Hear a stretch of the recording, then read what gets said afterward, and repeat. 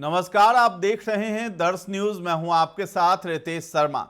दिल्ली विधानसभा चुनाव की सबसे वीवीआईपी सीट नई दिल्ली पर पूर्व सीएम अरविंद केजरीवाल चुनाव हार गए हैं। अरविंद केजरीवाल को बीजेपी प्रत्याशी परवेश वर्मा ने हराया है। सुबह 8 बजे से वोटों की गिनती शुरू होने के साथ ही अरविंद केजरीवाल लगातार पीछे चलते रहे।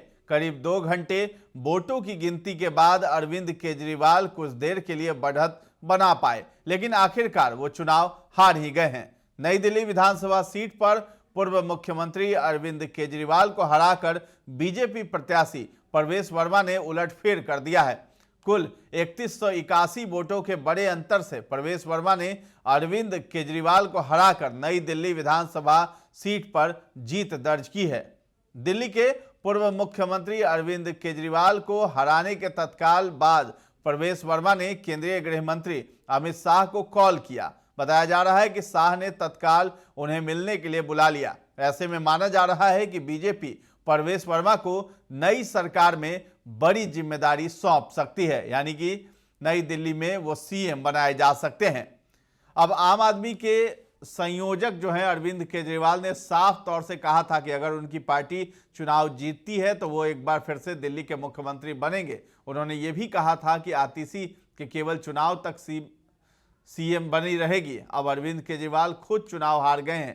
केजरीवाल की हार को आम आदमी पार्टी के लिए सबसे बड़ा सेटबैक माना जा रहा है। आप में केजरीवाल एकमात्र ऐसे चेहरा रहे जिनके नाम पर पार्टी को वोट मिलते रहे हैं। अब अरविंद केजरीवाल खुद चुनाव हार गए हैं। ऐसे में बड़ा सवाल है कि आम आदमी पार्टी का आगे क्या होगा। आइए इस बीच जानते हैं दिल्ली के नए मुख्यमंत्री के दावेदार कहे जा रहे परवेश वर्मा शिक्षा से लेकर राजनीति सफर तक के बारे में।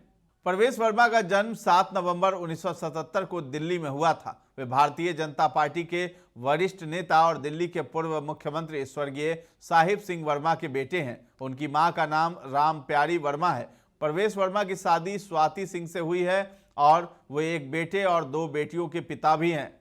परवेश वर्मा के पास बहुत सारी डिग्रियां भी है। परवेश वर्मा ने अपनी प्रारंभिक शिक्षा दिल्ली पब्लिक स्कूल आरके पुरम से प्राप्त की है। इसके बाद उन्होंने किरोड़ी मल कॉलेज से स्नातक की डिग्री हासिल की है। उच्च शिक्षा के लिए उन्होंने इंटरनेशनल बिजनेस में एमबीए किया है, जिससे उन्हें व्यापार और प्रबंधन के क्षेत्र में विशेषज्ञता प्राप्त हुई है।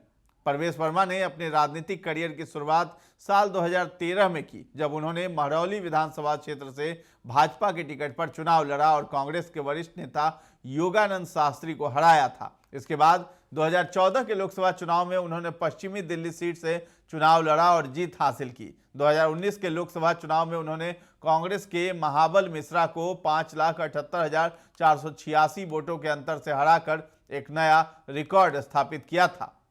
अब 2025 के दिल्ली विधानसभा चुनाव में भाजपा ने उन्हें नई दिल्ली सीट से उम्मीदवार बनाया था, जहां उनका मुकाबला आम आदमी पार्टी के अरविंद केजरीवाल और कांग्रेस के संदीप दीक्षित से था। नई दिल्ली सीट को मुख्यमंत्री की सीट माना जाता है, क्योंकि यहां से जीतने वाले अक्सर मुख्यमंत्री पद तक पहुंचते हैं। उन्होंने 3000 से अधिक वोटों के अंतर से दिल्ली के पूर्व मुख्यमंत्री अरविंद केजरीवाल को हरा दिया है।